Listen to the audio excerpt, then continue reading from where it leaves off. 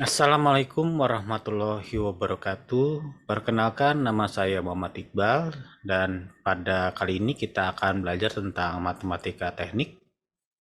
Pada pertemuan satu ini, kita hanya membahas tentang kontrak kerja ya. Jadi, yang akan saya bahas itu adalah pertama mekanisme penilaian, lalu apa namanya?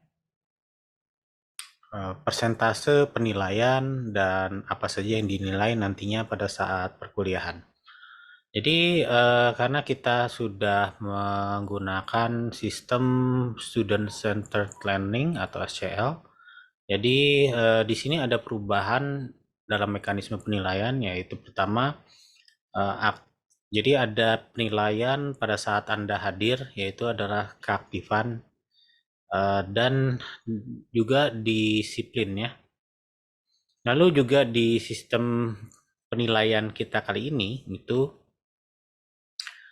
juga dinilai kepemimpinan dan kerjasama tim. Jadi akan ada tugas, eh, jadi tugas kelompok. Jadi saya harapkan untuk saudara-saudara semua untuk membuat kelompok. Tidak perlu banyak ya, hanya 5, maksimal ada 5 orang. Dan kelima orang tersebut itu akan diberi tugas untuk mengerjakan soal nantinya. Dan soal ini nantinya akan dikumpulkan pada eh, kurang lebih eh, pada sesi ke-6 atau sesi ke-7 lah ya. Sesi ke-7 dan sesi ke-15 ya. Jadi mulai dari sesi 7 dan sesi ke-15 itu mulai sudah harus selesai dikumpulkan, dan mulai dikumpulkannya itu dari sejak sesi 6 dan sesi ke-14. Jadi selain tugas, nantinya ada juga kuis yang Anda kerjakan setiap setelah selesai perkuliahan ya. Jadi perkuliahan-perkuliahan tersebut yaitu pada saat kuisnya itu dikerjakan itu paling lambat 1 minggu ya periode pengerjaannya. Lalu tugas ya, jadi saya sudah jelaskan sebelumnya. Jadi jangan lupa untuk mengerjakan kuis, dan kuis ini eh, juga berhubungan dengan kehadiran ya. Jadi nantinya kehadiran ini akan apa namanya, akan otomatis juga terisi begitu kuis itu dikerjakan. Lalu persentase penilaian, karena di sini kita fokusnya adalah di tugas. Jadi tugas itu memiliki persentase 40%. Sedangkan UTS dan UAS ya 30%. Dan masing-masing UTS dan UAS ini waktunya juga cukup pendek ya. Jadi hanya dalam waktu kalau nggak salah 12 jam itu harus semua dikumpulkan. Dan UTS UAS ini paling hanya mengerjakan soal aja ya. Jadi soal-soal yang ya soal ya sebenarnya cuma beberapa menit bisa dikerjakan sebenarnya kalau kita paham. Ya, jadi fokusnya mungkin nanti ke tugas ya. Dan ini sistem penilaian saya harapkan semua itu bisa di atas D ya. Sejelek-jeleknya C, sebagus-bagusnya A. Yang di sini persentasenya bisa Anda apa namanya, skornya bisa Anda baca sendiri di slide. Dan ini tadi kuis itu 1 minggu, tugas itu dikumpulkan pada sesi 6 dan 14. Ya, jadi maksudnya itu dikumpulkan mulai dari sesi 6 dan sesi 14 ya, sampai dengan sesi 7 ya. Sesi 7 untuk sebelum UTS, dan sesi 15 untuk sesi setelah UAS. Apa pada sesi UAS nanti. Jadi tugas itu begitu. UTS itu 12 jam, tadi sudah saya jelaskan sebelumnya. Jadi tugas mahasiswa ya itu Anda adalah Anda mendownload PPT, mengerjakan kuis 1 sampai dengan 6 sebelum UTS, dan 9 sampai 14 itu untuk sebelum UAS ya, sudah UTS dan sebelum UAS. Lalu upload tugas di sesi 6 dan sesi 14. Jadi maksudnya mulai dari sesi 6 itu Anda mulai mengupload tugas ya. Dan tugas-tugas ini sebenarnya ada di setiap sesi, tapi baru diupload pada sesi 6, jadi sebelum UTS ya, dan sesi 14 sebelum UAS. Jadi walaupun terlihat lama ya, kapan dikumpulkannya, saya harapkan Anda sudah mulai nyicil tugasnya mulai dari setiap pertemuan kalau bisa.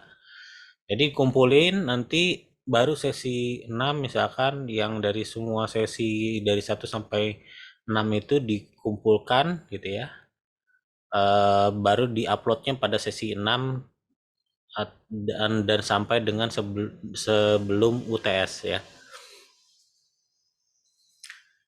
Lalu juga Anda diwajibkan untuk mengikuti pembelajaran daring, dan Anda juga diwajibkan untuk mendownload video, yaitu video ini.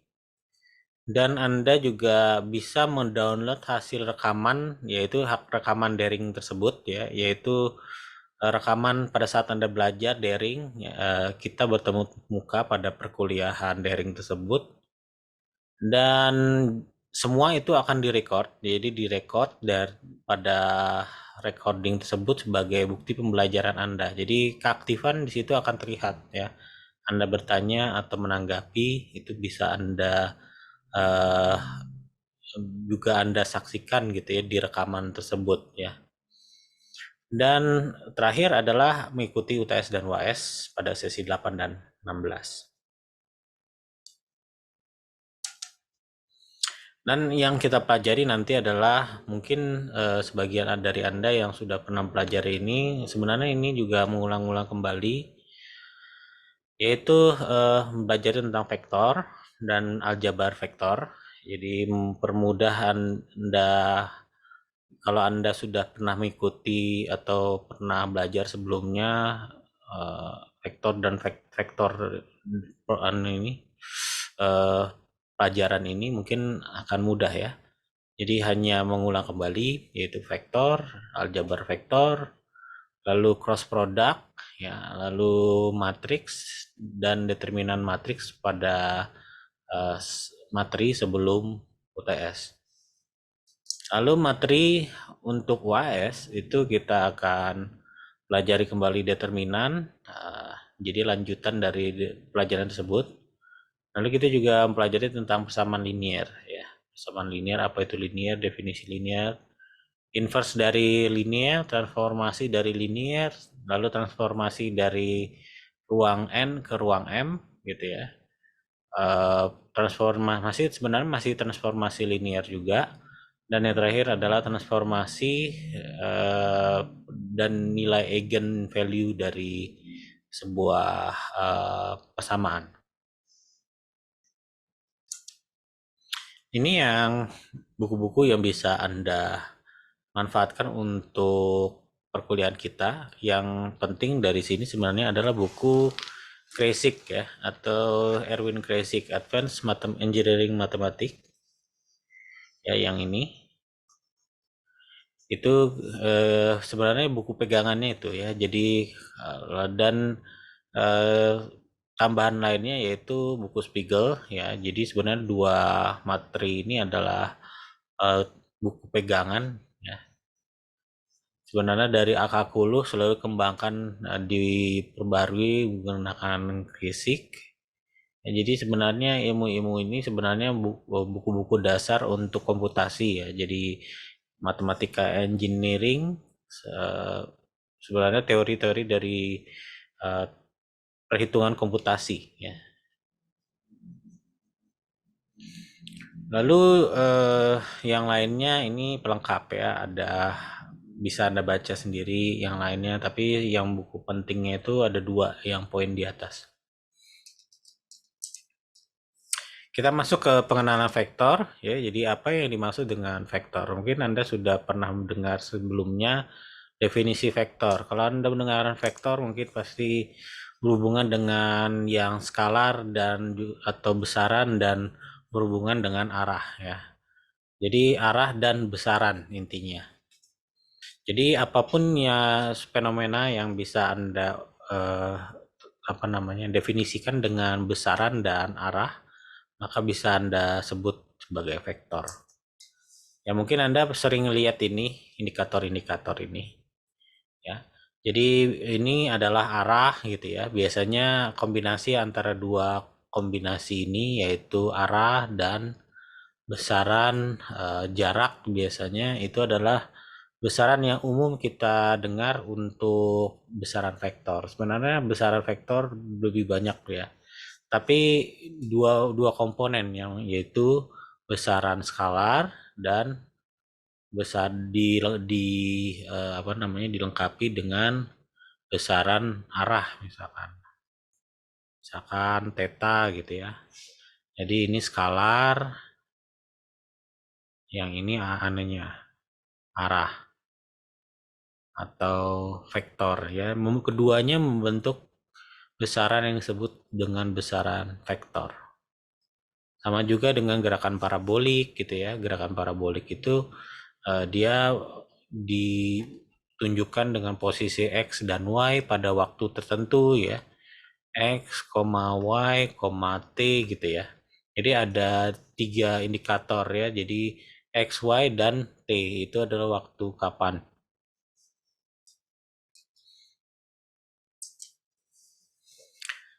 Ya, contoh jadi besaran skalar itu mungkin Anda pernah dengar laju, juga pernah dengar istilah kecepatan gitu ya. Ya, laju atau kecepatan itu sebenarnya dua besaran yang berbeda. Satunya itu skalar, yang satunya itu vektor.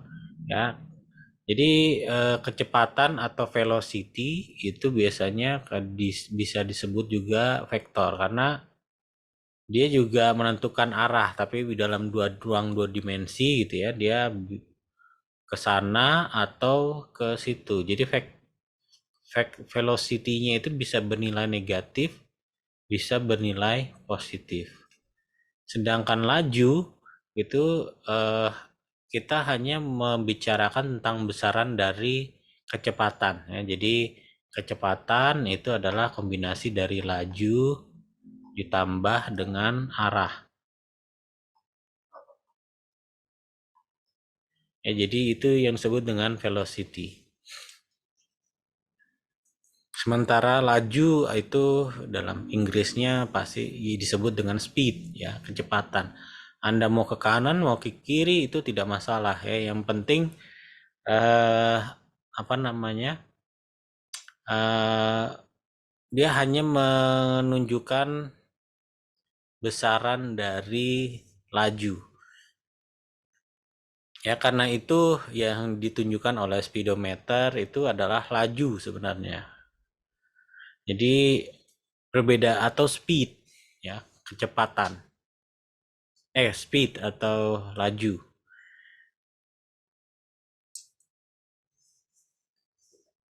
Ya, jadi sedangkan besaran vektor itu selalu diikuti dengan arah, misalkan kecepatan atau velocity gitu ya.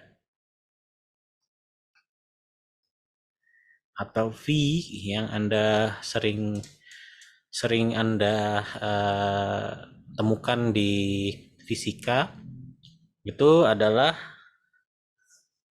kecepatan ya, bukan laju.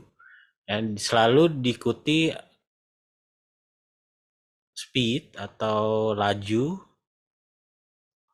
dan arah, yaitu sudutnya ke arah timur, misalkan ke arah timur atau west ya, ke arah sana gitu misalkan. Ya, jadi misalkan 100 km kpj gitu ya. Dengan arah sudut itu adalah timur gitu ya. Itu adalah besaran vektor atau velocity yang membedakan antara velocity dengan kecepatan. Velocity dengan speed ya. Lalu besaran vektor lainnya adalah gaya yang pernah Anda pelajari di fisika, lalu gerakan paraboloid ya, parabolik. Lalu reaction force pada jembatan atau benda statik gitu ya, benda statik seperti jembatan ini gitu ya. Ada stres di setiap trusnya ini atau batang jembatan itu saat dibebani, yaitu beban load force. Jadi biasanya mulai dari load force dulu gitu ya, atau beban kerja, lalu didistribusikan ke batang-batang dari jembatan tersebut yang disebut dengan reaction force ya. Karena ada aksi yaitu load force, maka ada reaksi. Selama jembatannya ini itu tidak bergerak atau tidak runtuh, berarti load force itu sama dengan besarnya dari reaction force, yaitu gaya-gaya yang diderita oleh batang-batang di jembatan tersebut. Ya. Ini cara menggambarkannya ya. Sama juga seperti waktu Anda belajar fisika ya. Akibat adanya gaya gaya gravitasi sini, maka akan ada gaya reaksi di talinya ini ya. Ya, ini tali-tali ini akan mengalami gaya reaksi. Ini juga sama, karena ada gaya aksi ke bawah, maka akan ada gaya reaksi ke atas. Dan seterusnya, dan seterusnya. Ya, seperti Anda pelajari waktu Anda belajar di fisika di semester kemarin. Jadi untuk notasi vektor dan skalar itu selalu menggunakan aksara Romawi yaitu atau Yunani, biasanya huruf M kecil, T besar, Q, rho gitu ya, epsilon, P besar, terus itu beta, masing-masing untuk menyatakan besaran fisis ya. Kalau itu untuk notasi skalar ya, misalkan massa itu M ya, lalu T itu time kecil gitu ya, lalu rho itu adalah berat jenis misalkan, dan pada nilai skalar itu cukup menyatakan nilainya saja dengan satuan ya, misalkan Q kecil seperti ini, atau muatan itu adalah -1 dan seterusnya dalam kolom gitu ya. Jadi sifat skalar itu dapat bersifat komutatif atau penjumlahan, jadi bisa ditukar-tukar misalkan nilai skalar 1 ditambah skalar 2 itu bisa aja kita bolak-balik nilai skalar 2 ditambah dengan nilai skalar 1. Lalu sifat komutatif perkalian yaitu nilai skalar itu bisa dibolak-balik ya perkaliannya, jadi hasilnya akan selalu sama.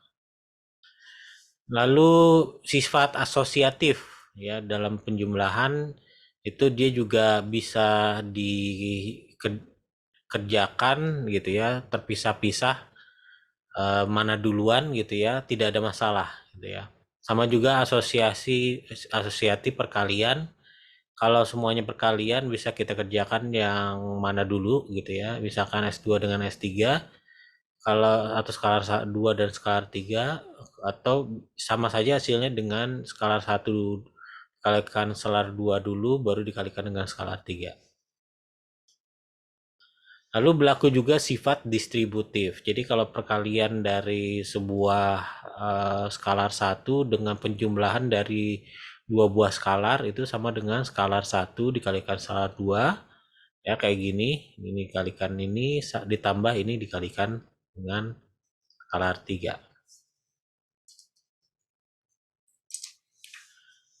Ya, jadi definisi dan skalar juga bisa dituliskan kalau nilai skalarnya itu adalah minus dari sebuah nilai skalar, itu sama dengan minus 1 dikalikan dengan nilai skalar ya.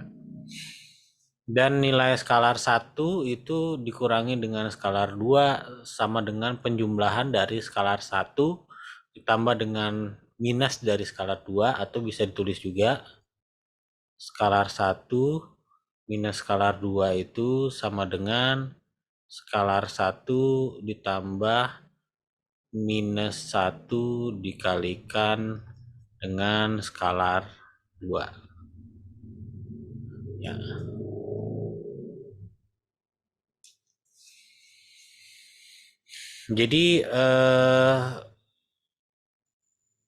Jadi tanda mutlak dari skalar itu sama dengan nilai skalarnya sendiri, di mana nilai skalarnya itu selalu bernilai positif atau lebih besar daripada 0. Dan nilai skalar itu, nilai mutlak dari nilai skalar tersebut sama dengan minus dari nilai skalar jika nilai skalarnya itu kurang dari 0, yang disebut dengan modulus bilangan negatif ya. Yang kebalikannya itu disebut dengan modulus bilangan positif. Ya, jadi untuk vektor selalu dituliskan dalam bentuk biasanya F besar ya, di bold gitu ya. Biasanya di bold atau ditebalin, atau dituliskan dengan huruf nilai skalarnya F F F gitu ya, misalkan di atasnya dikasih tanda tanda apa namanya, tanda panah di atasnya. Lalu kalau dia dituliskan dengan tanda mutlak seperti ini, maka nilai besaran vektor itu adalah menjadi nilai skalar ya, atau besar dari vektornya tersebut yang disebut dengan nilai skalarnya.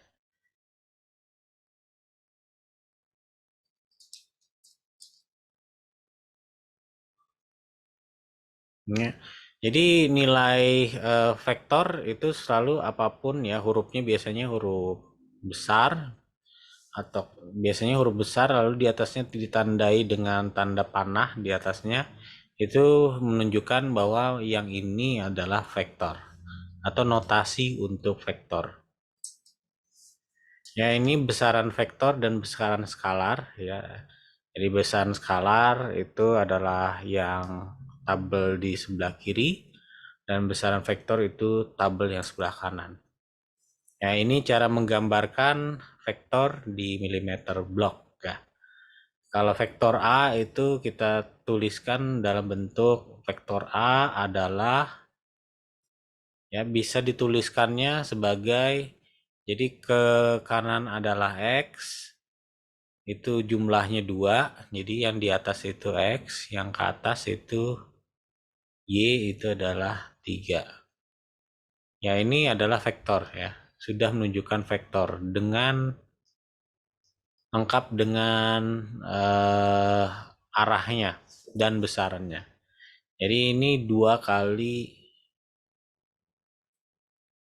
vektor arah X-nya, atau sebenarnya bisa juga ditulis juga seperti ini,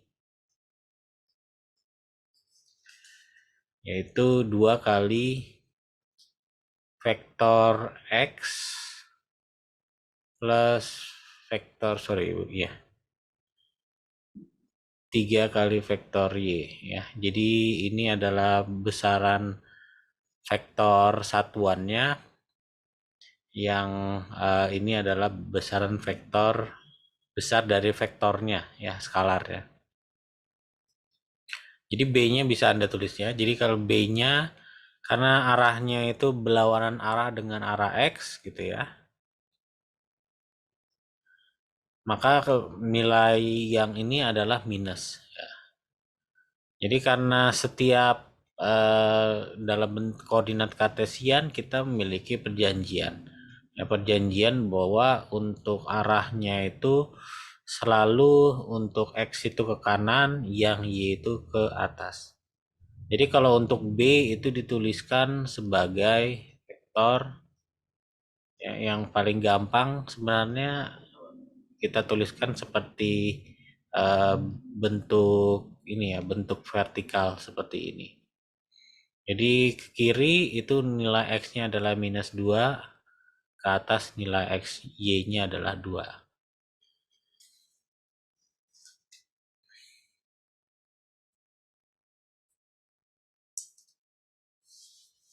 Yang jadi penjumlahan vektor itu sebenarnya gampang ya. Kita lihat aja mana arah panahnya ya. Yang pangkalnya mana, yang ujung panahnya di mana. Jadi berarti ini namanya vektor A ke B ya. Jadi A ke B, dari pangkalnya A menuju ke B. Lalu vektor yang dari B ke C itu disebut dengan vektor BC. Lalu vektor dari A ke C disebut dengan vektor A ke C. Jadi vektor A ke C itu adalah penjumlahan dari vektor A ke B ditambahkan dengan vektor B ke C. Ya, jadi ini bisa ditulis sebagai vektor A ke B ditambah dengan vektor B ke C itu sama dengan vektor dari A ke C. Ya, jadi kalau Anda perhatikan di sini dengan ini sama, sisanya adalah A dan C. Jadi vektor A penjumlahannya adalah vektor dari A ke C ya, jadi AC. Dan ini adalah penjumlahan bentuk vektor lainnya ya. Ada juga aturan jajaran genjang yang seperti ini ya. Jika kita punya dua buah vektor, yaitu vektor A dan vektor B. Vektor A dan vektor B ini itu kita susun dalam bentuk jajaran genjang. Ya, jadi jajaran genjang, jadi ini vektor A-nya, ini vektor B-nya. Kita buat vektor A yang sejajar dengan A gitu ya, atau A imajiner, ini adalah A imajinernya.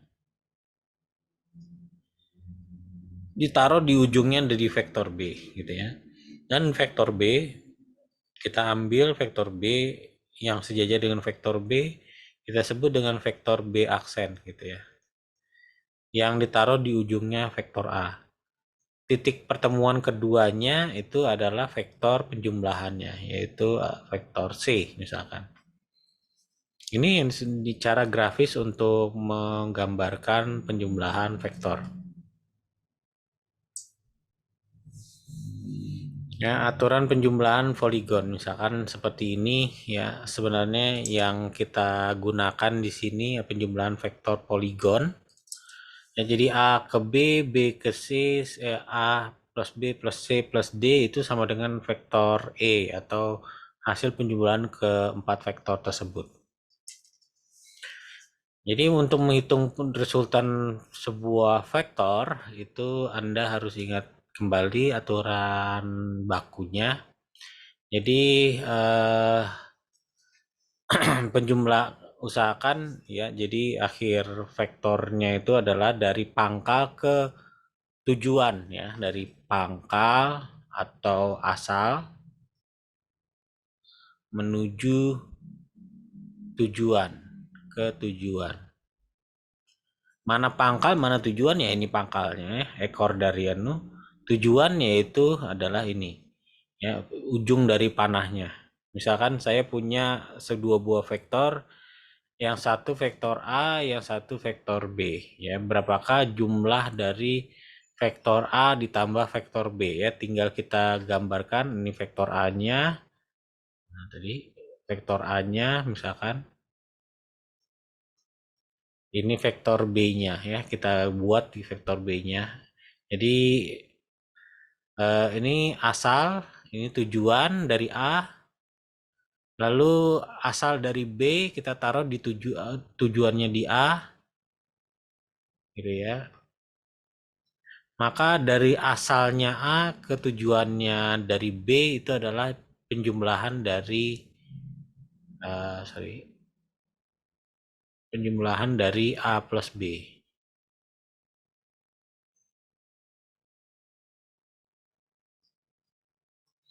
Lalu bagaimana kalau A minus B? Jadi A minus B itu vektornya minus B sendiri adalah sama dengan minus dari minus 1 dari B, vektor B. Atau bisa kita sebutkan juga vektor B tapi berbalik arah. Sehingga bisa kita gambarkan kalau ini adalah vektor A gitu ya. Ini adalah vektor A-nya. Dan ini adalah vektor B misalkan. Dan minus B itu adalah kebalikan dari vektor B ya. Jadi tinggal gambarkan yang berlawanan arah dengan vektor B. Jika kita gunakan metode poligonal ya, jadi metode poligonal itu yang cara yang paling mudah sebenarnya untuk mengilustrasikan penjumlahan vektor. Jadi vektor A itu dari pangkal ke tujuan, dan dari tujuannya dari vektor A ini kita teruskan dengan vektor B, dan akhirnya untuk resultannya adalah dari pangkal dan tujuan dari vektor paling terakhir yang kita jumlahkan. Sementara untuk metode jajaran genjang seperti ini ya, jadi jajaran genjang itu kita kumpulkan semua vektornya, semua pangkal vektor itu ke satu buah titik ya. Misalkan vektor A, yang ini, vektor B, yang ini gitu ya. Lalu menggunakan jajaran genjang kita kerjakan dua-dua ya, dua buah vektor yang terlebih dahulu. Vektor B itu kita buat vektor imajinernya itu di sini misalkan. Dan vektor A itu adalah vektor imajinernya itu di sini. Dan ini adalah nilai resultan dari vektor A ditambah vektor B.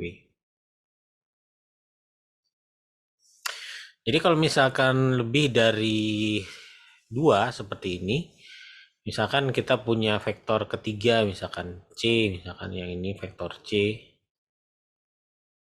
Ya, saya akan hapus ini.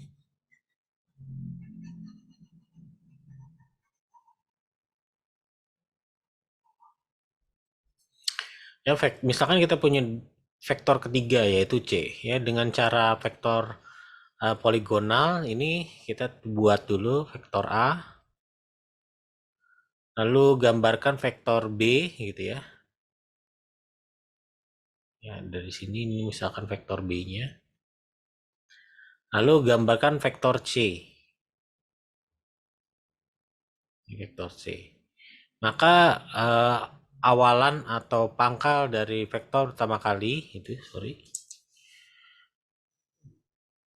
dihubungkan dengan tujuan dari vektor paling terakhir yang kita gambarkan, yaitu vektor C. Nah, jadi kurang lebih,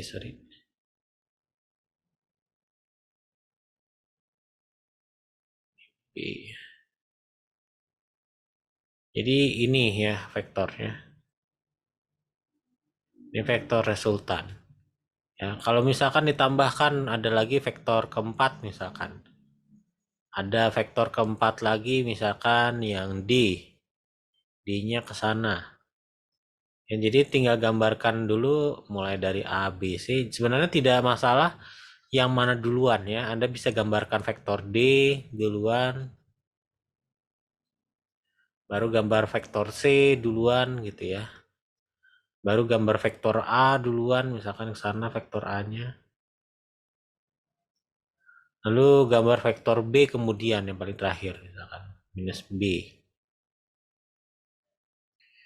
Maka hasil akhirnya itu adalah yang ini. Ya, yang ini.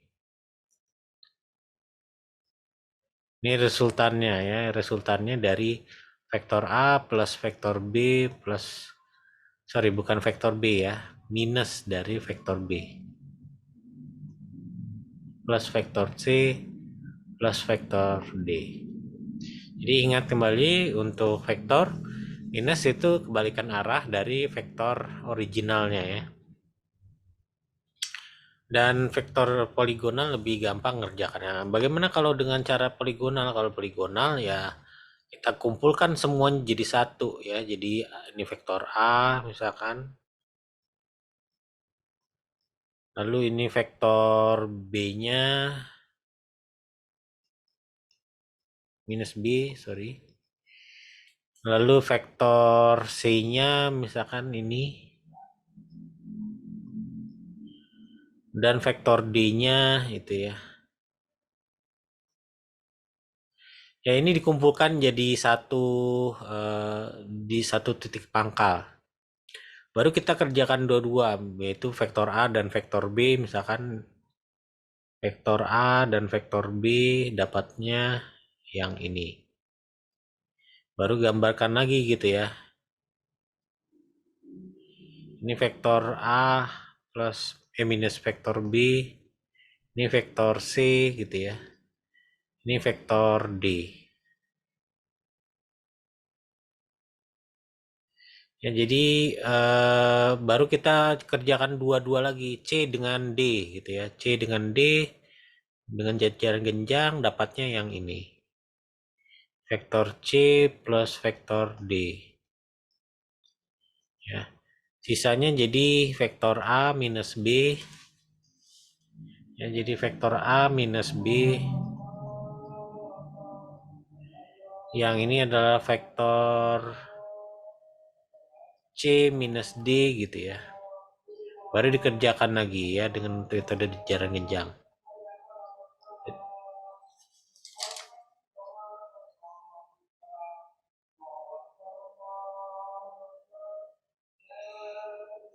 Ya, jadi ini adalah vektor A minus B plus vektor C plus vektor D-nya. Ya. Jadi kurang lebih sama ya harusnya. Ya ini karena ilustrasinya tidak kita kerjakan di kertas milimeter blok, jadinya agak nggak kelihatan terlalu mirip ya.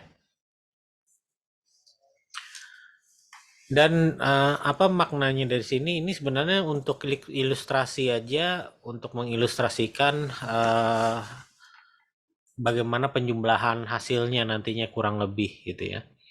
Yang lebih akuratnya kita masukkan nilainya gitu ya. Vektor misalkan vektor A itu terdiri dari komponen 3, 5, 2 gitu ya. Kalau ini dalam ruang 3 dimensi. Ya, kalau untuk ruang 2 dimensi dia hanya ada komponen ya. Jadi misalkan 3 dan 5 saja gitu ya. Kita misalkan 2 dimensi dulu ya. Maka penjumlahan dari vektor ini itu adalah misalkan vektor A adalah itu, vektor B misalkan 21, vektor C adalah komponennya adalah 35 misalkan. 32 aja ya. Dan vektor D itu adalah 11 misalkan. Ya, jadi penjumlahannya itu dari ketiga vektor ini karena kita mintanya A minus B, kita tuliskan A minus B plus C plus D, penjumlahan keempat vektor.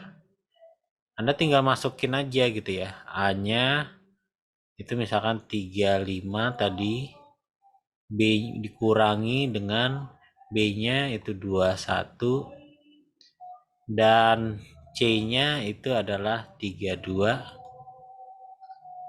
dan D-nya adalah 11. Jadi untuk penjumlahan vektor yang sudah diketahui komponennya seperti ini akan sangat mudah ya. Jadi kita jumlahkan aja semuanya, yang bagian atas itu nempati komponen bagian atas, yang bagian bawah itu kita jumlahkan semuanya menempati komponen bagian bawah nantinya. Misalkan ini 3 dikurangi 2 ditambah 3 ditambah 1 ya. Jadi 1 ditambah 4 jadi 5. Yang ini 5 dikurangi 1, 4 ditambah 2, 6 ditambah 1 jadi 7.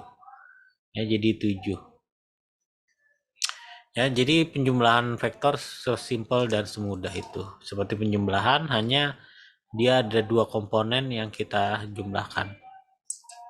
Atau 3 atau 4 kalau 4 dimensi. Lalu dari sifat vektor itu penjumlahan berlaku penjumlahan komutatif, yaitu bisa kita bolak-balik vektornya itu yang mana duluan ya. Tadi kita sudah demonstrasikan penjumlahannya dengan menggunakan gambar juga seharusnya sama ya. Lalu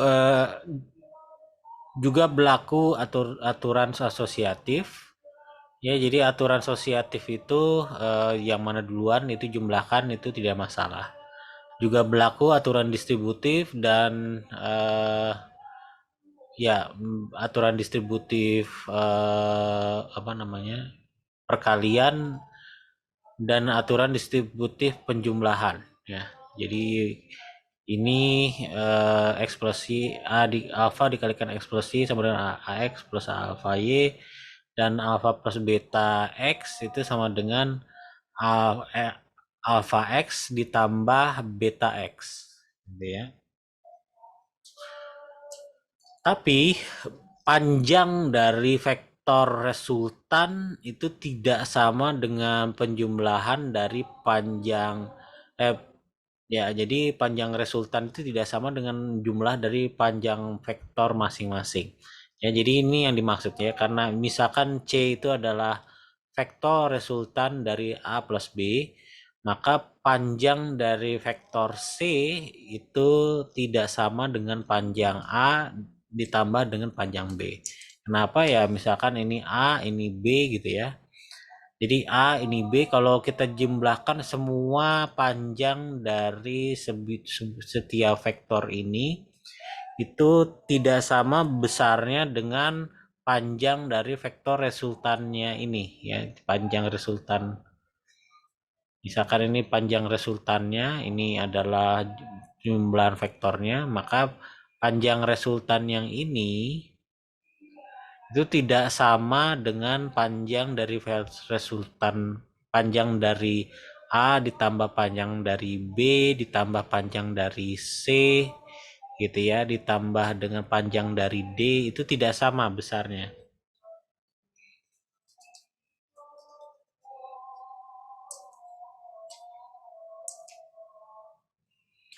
Ya, ini contoh sebuah kereta berjalan dengan kecepatan 40 km per jam ke kanan.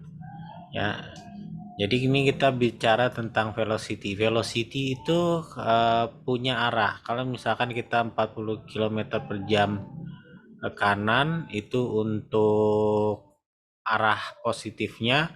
Kalau ke kiri itu berarti arah arah kecepatannya itu negatif ya. Jadi Budi berjalan dengan kecepatan 2 km per jam searah gerak kereta. Lalu 2 menit kemudian Budi berbalik arah dengan kecepatan yang sama. Berapa kecepatan Budi? Jadi ini Budinya 2 km per jam ya. Dan keretanya, ini kereta, ini Budi. 2 menit kemudian dia akan berbalik arah ya. Jadi pertama, berapa kecepatannya jika dilihat dari relatif dari pengamat yang diam berada di luar kereta. Ya, sebelum 2 menit ya, sebelum 2 menit ya sebelum dia berbalik arah ya, yaitu 2 menit kemudian. Ya, artinya lalu berapa kecepatan Budi setelah 2 menit kemudian dilihat dari relatif dari pengamat yang diam di luar kereta ya. Jadi ini berlaku juga vektor ini karena ini adalah arah kereta, ini kereta, atau vektor sebut saja vektor kereta ya. Ini vektor kereta. Lalu ini vektor si Budi. Lalu ini adalah titik pengamat gitu ya. Titik pengamat. Ini titik 0. Jadi kalau begitu dilihat dari pengamat ya, kita jawab yang A-nya. Vektor K ini ke sana, vektor B searah ya, jadi ini vektor K. Nah, ini yang sorry, titik. Ini terhadap pengamat titik nol ya. Ini pengamat. Lalu vektor B, Budi di dalam kereta, berarti Budi searah dengan kereta, berarti ini adalah vektor si Budi. Ya, jadi vektor K ditambah vektor B. Ya, karena di sini cuma dua dimensi ya. Satu dimensi. Kita anggap satu dimensi. Uh, Maka vektor K ditambah vektor B, yaitu vektor K-nya tadi adalah berapa tadi? 40 ya, 40 kpj. Si Budinya 2 kpj. Nah, jadi sama dengan 42 km per jam. Ya. Kenapa cuma penjumlahan biasa seperti ini, tidak seperti elemen sebelumnya? Karena dia cuma satu dimensi ya. Ya, cuma ada di satu buah garis. Tidak dua dimensi ya. Jadi ini kalau satu dimensi cuma ada satu komponen, ada komponen X saja. Dua dimensi berarti ada komponen Y-nya. Tiga dimensi berarti ada komponen Z-nya. Empat dimensi berarti komponen X, Y, Z ini bergerak pada komponen T ya. Jadi jadi berubah-ubah setiap T aksis gitu ya. Agak susah digambarkannya, mungkin kalau kita gambarkan mungkin seperti ini. Ini T, ini X, Y, Z-nya.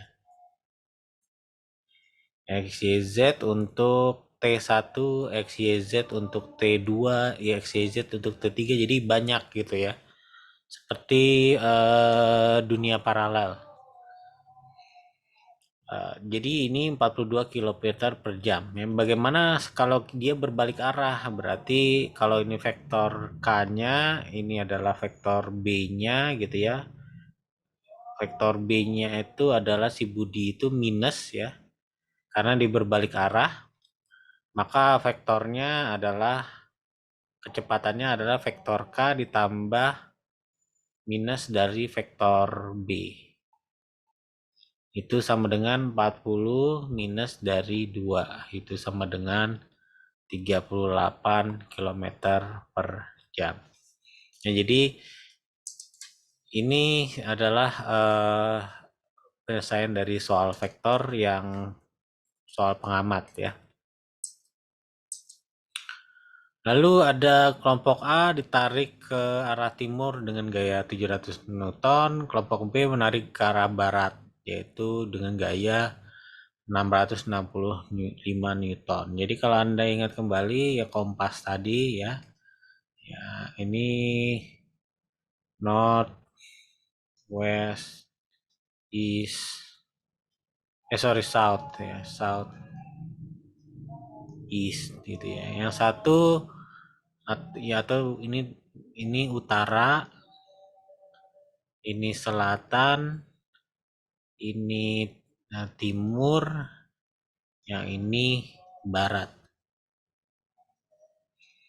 Ya, kelompok A menarik ke arah timur, berarti yang ke sana itu kelompok A.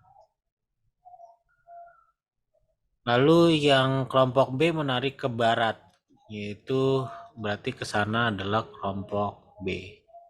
Jadi permasalahan seperti ini sebenarnya permasalahan satu dimensi aja. Karena cuma ada satu aksis saja yang dimana kedua vektor ini bekerja. Jadi kita hanya cukup menggambarkan ya ini vektor A, yang itu vektor B. Ini vektor A, ini vektor B. Ya, jadi penjumlahan keduanya adalah karena vektor B kita anggap ya sebenarnya ini bisa serah Anda ya. kemana menentukan positif dari sebuah kejadian. Yaitu misalkan Anda menetapkan bahwa vektor B itu adalah positif kalau dua dimensi, cuma satu dimensi seperti ini, atau Anda bisa menggunakan referensi baku.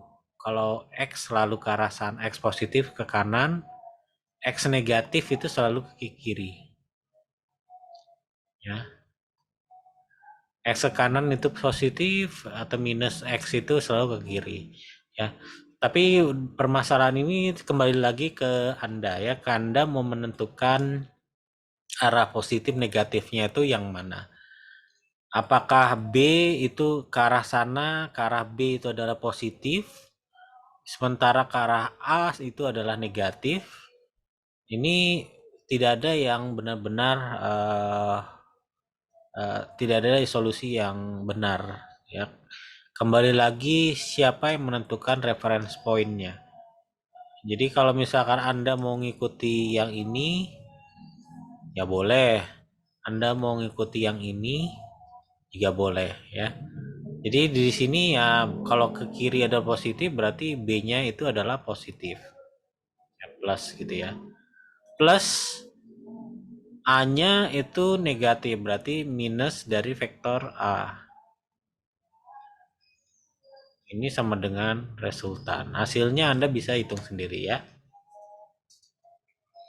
Dan kalau misalkan hasilnya negatif, misalkan negatif nih ya, berarti negatif dari reference point yang Anda tetapkan. Negatif berarti sebenarnya arah arah arah vektor resultannya ke sana gitu ya. Misalkan. Karena melawan arah vektor arah referensi Anda. Kalau misalkan Anda menggunakan ini negatifnya berarti arahnya ke sana gitu ya. Jadi dalam vektor selalu Anda tuliskan apakah negatif atau positif. Atau bisa Anda tambahkan juga gitu ya, negatif artinya A menang misalkan. A menang. Menarik ke arah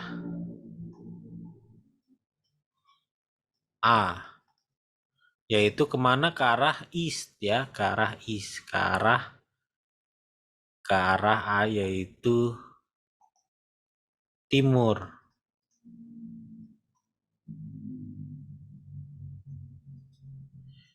Yaitu ke arah timur. Dengan sebesar apa? Sebesar ya nilai ini ya, nilai A tadi ya. Nilai resultan sebesar nilai resultan.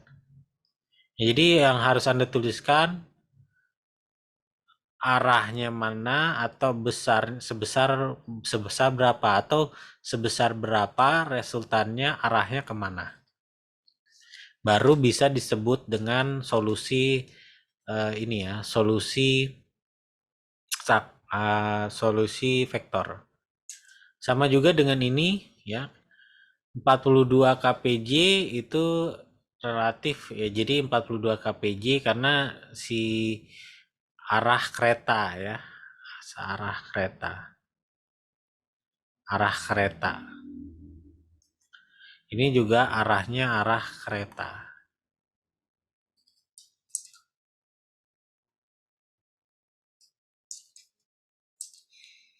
Lalu juga seorang nelayan naik perahu dengan kecepatan 10 km per jam.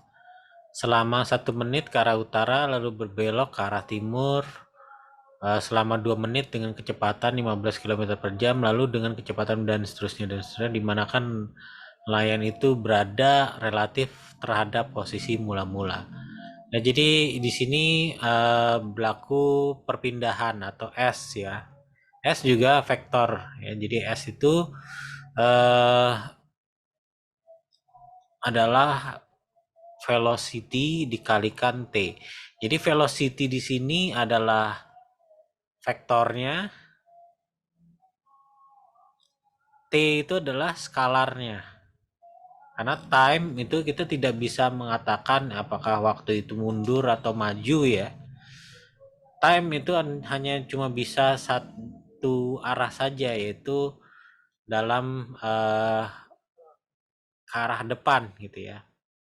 1 menit kemudian atau 2 menit kemudian atau 1 menit ke sebelumnya itu cuma mendeskripsikan bahwa ya sekarang itu sudah berjalan 1 menit gitu ya. Sementara Anda ngomong yang 1 menit sebelumnya itu untuk mendeskripsikan arah apa namanya posisi asal. Jadi 1 menit kemudian dia ke arah utara, 10 km per jam. Jadi berarti kalau 1 menit sebelumnya dia itu berada diam gitu ya, diam. Baru 1 menit kemudian dia menuju ke utara dengan kecepatan 10 km per jam. Jadi mulai dari dia diam atau 1 menit sebelumnya sampai dengan 1 menit yang sekarang itu dia sudah berjalan dengan kecepatan 10 km per jam. Maka jarak yang ditempuhnya adalah perkalian dari velocity dikalikan dengan waktu ya. Jadi ingat karena ini dalam 10 km per jam itu dikonversikan dulu menjadi kilometer per menit ya. Atau Anda mengkonversikan 1 menit ini menjadi jam ya. Atau yang 1 menit ini Anda konversikan jadi jam ya. Jadi terserah yang mana mau enaknya ya. Jadi ini dulu yang dikonversikan jadi menit atau yang menitnya ini dikonversikan jadi jam. Ya, yang paling enak mungkin yang jam ya. Jadi 1 menit sama dengan 1/60 jam, yang kilometernya itu tetap ya, atau velocity-nya itu tetap. Nah, jadi untuk kita sebut yang ini adalah S1 ya, 1 menit pertama adalah S1. Ini untuk 1 menit pertama. Lalu S2 itu saat dia ini arah sudutnya itu arahnya itu ke utara. Berarti kita anggap ini kalau misalkan ini utara ya, ini utara, ini selatan, ini barat, ini timur gitu ya. Kalau kita gambarkan dalam bentuk sudut gitu ya. Timur ini 0 derajat. Utara itu 90 derajat. Barat itu 180 derajat. Selatan itu 270 derajat ya. Jadi mulai dari 0 ini baru ke utara, barat, selatan, yaitu sudut menentukan sudut dalam besaran sudut. Jadi untuk S1 ya kita ini 1 menit ya. Jadi 10 kpj dikalikan 1/60 karena kita sudah konversikan jadi menit ya. Jadi jam. Ini dengan sudut itu adalah karena dia utara, sudutnya 90 derajat. Lalu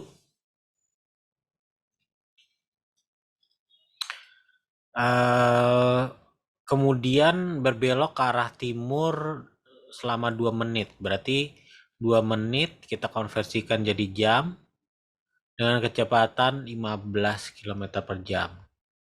Arahnya ke timur. Timur itu 0 derajat. Lalu ketiga, dia melaju dengan kecepatan dia melaju sebesar 10 km per jam melaju dengan 10 km per jam dengan durasi 1 menit ya, berarti 1/60. Arahnya itu ke selatan, berarti 270 derajat. Ya, sebenarnya ini parameter yang kita perlukan ya. Selanjutnya kita tuliskan lagi S1 tadi sudutnya apa? 10 1/60 sudut tadi 90. S2 jadi ini kita ketahui 15 2/60 sudut 0. S3 itu 10 1/60 sudut 270. Nah, ini sebenarnya yang disebut dengan koordinat polar ya.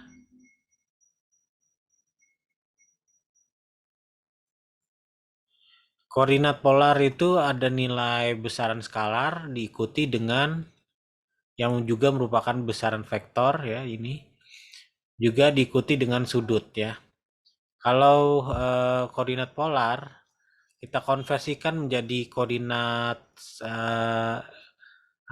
kartesian itu sama dengan R kali sinus dari theta plus R kali kosinus theta.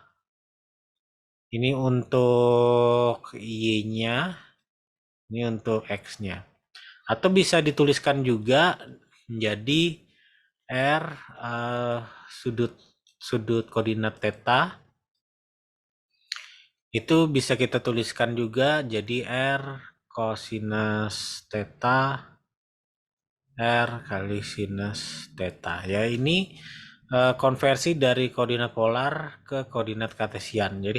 Jadi kenapa kita perlu ini, karena konversi dari koordinat polar ke koordinat kartesian itu kita lebih gampang menjumlahkan yang ini ya daripada ini ya. Tapi kalau koordinat polar itu enak sekali kalau dalam bentuk perkalian ya. Jadi kita punya masalah ini gitu ya. Tinggal nanti S1-nya saya akan tunjukkan. Karena ini adalah 1/6 ya, jadi 1/6 dengan sudut 90 derajat. Kalau kita konversikan menjadi koordinat polar, koordinat kartesian, berarti 1/6 dikalikan sinus 90. Lalu yang di bawahnya 1/6 dikalikan, kebalik ya. Cosinus 90, yang ininya sinus 90. Ya ini kalau kita tuliskan jadi 1/6 kali 0 ya. Yang ini 1/6 dikalikan 1. Sama dengan 0/6. Sama juga yang lainnya gitu ya, Anda gunakan cara ini juga. Ya, jadi cosinus 0 itu berapa? Tinggal Anda cari ke kalkulator dikalikan dengan nilai yang di depannya ini ya. 15 kali 22 berarti 30 ya. Dibagi 60 jadi setengah. Baru dikalikan cosinus ini dapat yang atas dan seterusnya. Nanti akan Anda dapatkan S1 sekian, S2 sama dengan sekian gitu ya. S2 sama dengan sekian, S3 sama dengan sekian gitu ya. Ya, nanti nilainya berapa dalam bentuk 2 dimensi. Dan jumlah totalnya, resultannya adalah penjumlahan semua vektor ya. Resultannya adalah nilai S1 ditambah nilai vektor S2 ditambah S3 gitu ya. Nanti Anda bisa tinggal ngitungnya 0,5 plus S2-nya nanti berapa di sini, ditambah S3-nya nanti berapa di sini, Nanti sama dengan yang atas dijumlahkan semua dengan atas, yang bawah dijumlahkan dengan yang bawah. Yang 0 plus sesuatu di sini tambah sesuatu di sini sama dengan sesuatu di sini. Yang bawah setengah ditambah sesuatu di sini ditambah sesuatu di sini sama dengan sesuatu nanti di sini. Ya nanti Anda silakan hitung sendiri ya. Ya, sampai sini untuk materi kita sesi pertama ini. Jika ada pertanyaan, silakan ditanyakan dan jangan lupa untuk mengerjakan kuis dan mulailah menyicil tugas dari sekarang karena nanti pada saat Anda sudah proses pengumpulan di sesi ke-6 nanti mungkin akan kelabakan kalau uh, malah ngerjainnya nanti pada sesi 6 ya, agak repot. Jadi mulai sekarang Anda mulai nyicil ya, nggak banyak seharusnya. Jadi begitu Anda sampai sesi 6 tinggal masukin aja, mulai upload. Demikian, terima kasih atas waktunya. Assalamualaikum warahmatullahi wabarakatuh.